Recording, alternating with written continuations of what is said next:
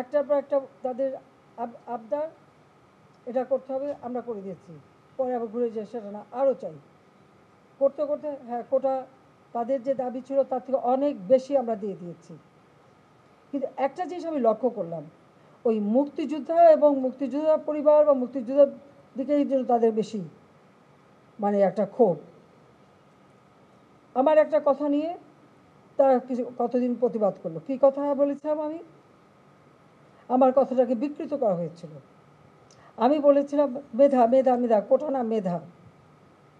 তো কোটা আমাদের নারীর কোটা, প্রতিবন্ধীদের কোটা, নৃগোষ্ঠীর কোটা, প্রত্যেক জেলার কোটা, মুক্তিযোদ্ধা পরিবারের কোটা, সেগুলো তো আমি বাতিলও করে দিয়েছিলাম। তারপরে কোটা না মেধা, মেধা না কোটা, তবে কোটা মেধার মধ্যে এত তফাতের কী আছে?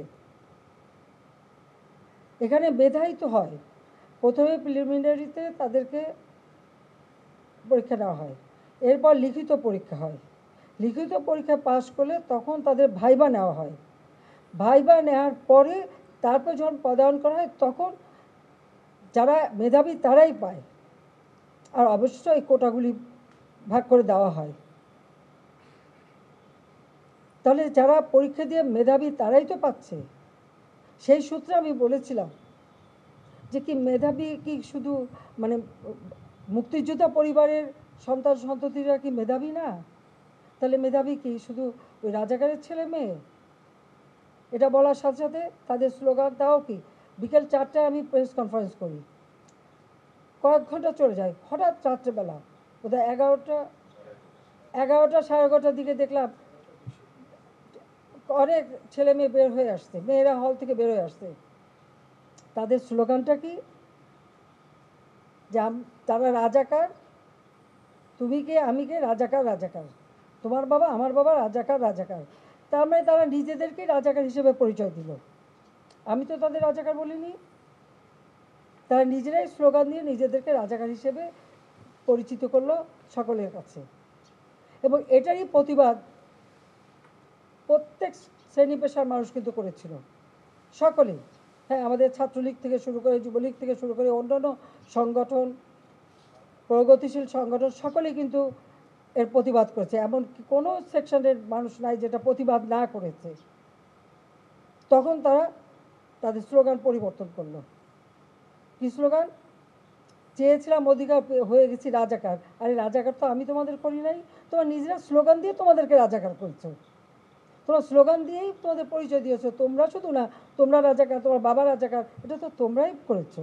তারপরে যখন রায় হয়ে গেল তাতেও তারা উঠবে না। কেন? প্রজ্ঞাপন জারি করতে হবে,